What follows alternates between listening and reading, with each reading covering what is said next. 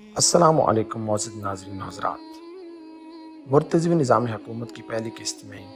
خوش آمدید۔ میں آپ کا اپنا شبر حسین۔ نظام حکومت حضرت علی علیہ السلام کی نظر میں انتہائی پرآشوب حالات میں حضرت علی علیہ السلام نے اپنے وفادار ساتھی جناب مالک اشتر کو مصر کی گورنری کے لیے منتخب فرما کر انہیں مصر روانہ کیا۔ ایسے ہی عوامل کی وجہ سے مصر کی اہمیت مزید بڑھتی گئی۔ مصر جو ایک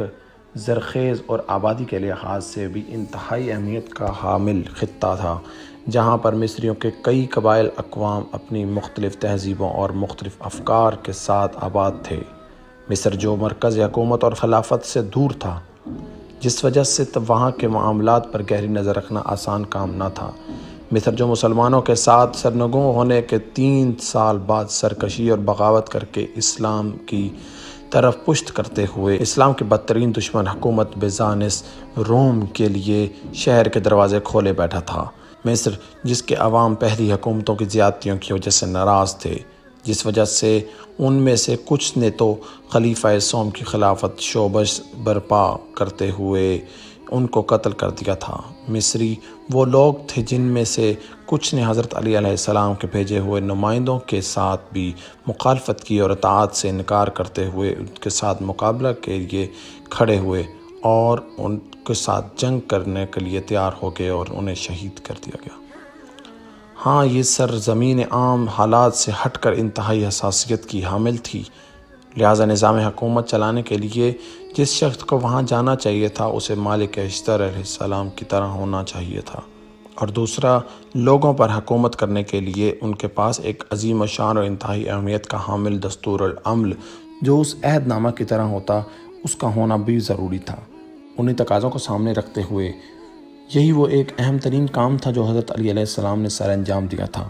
اور مالک اشتر کو مصر روانہ کرتے وقت ایک اہم ترین نظام حکومت مرتب کر کے دیا، جس کو آپ علیہ السلام بطور خلیفہ رسول اللہ صلی اللہ علیہ وآلہ وسلم اسلامی سلطنت میں عملی طور پر نافذ کیے ہوئے تھے، جس کے شیریں ثمرات سے معاشرے کا ہر فرد فیضیاب ہو رہا تھا۔ عدل و انصاف کا دورہ تھا، کوئی ایسا فرد نہ تھا جس کی دادری نہ ہوئی۔ زندگی کے تمام شعبوں میں کوئی بھی ایسا شعبہ نہ تھا جو تشنہ کام ہوتا۔ اس نظام حکومت کی سب سے بڑی خوبی بھی یہی تھی کہ اس کی بنیاد قرآن و سنت پر ہے۔ یہ نظام چشمہ توحید و رسالت و ولایت سے سیراب ہوا ہے۔ اس نظام میں اقربا پروری،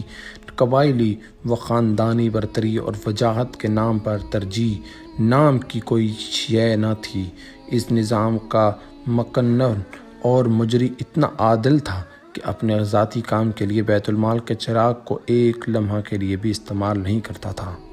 اس نظام کے حاکم نے اپنے سگے بھائی کے لیے بیت المال کے وظیفہ میں اس لیے کمی کر دی تھی کیونکہ انہوں نے ملنے والے حصے سے تھوڑا تھوڑا بچا کر خلیفہ حق اپنے سگے بھائی علی علیہ السلام کی اس لیے دعوت کی تھی تاکہ اپنے وظیفے میں اضافہ کا مطالبہ کریں، لیکن امام عادل علیہ السلام نے اس بنیاد پر وظیفہ بڑھانے کے بجائے کم کر دیا تھا اور فرمایا کہ عقیل میرے بھائی، تم اتنے کم وظیفے کے ساتھ بھی اپنے گھر کا نظام چلا سکتے ہو، لہٰذا یہ اضافی وظیفہ آئندہ تمہیں نہیں ملے گا۔ طلحہ و زبیر نے بھی اپنے وظیفے میں اضافے کا مطالبہ اس دلیل کے تحت کیا کہ سابقہ خلفاء ہمیں باقی اصحاب کے مقابلے میں زیادہ دیتے تھے، تو آپ علیہ السلام نے فرمایا میں تمہیں اس حساب سے دوں گا جس حساب سے رسول اللہ صلی اللہ علیہ وآلہ وسلم تمہیں دیا کرتے تھے، اس لیے کہ میرے نزدیک کوئی اہمیت نہیں ہے۔ اس نظام کا علمبردار رات کی تاریکیوں میں اپنی پشت پر آٹے کی بوریاں اٹھا کر غریبوں، مسکینوں اور بیواؤں کے گھروں تک پہنچائے تھے، لیکن سب کو آپ علیہ السلام کی شہادت کے بعد پتہ چلا کہ رات کی تاریکیوں میں بوریاں اٹھا کر لانے والا کون تھا، جس نے اپنے جوتے کو اپنے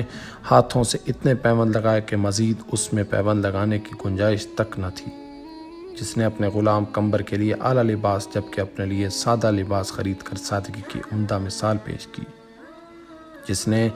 وقت شہادت اپنے کامیاب ترین زندگی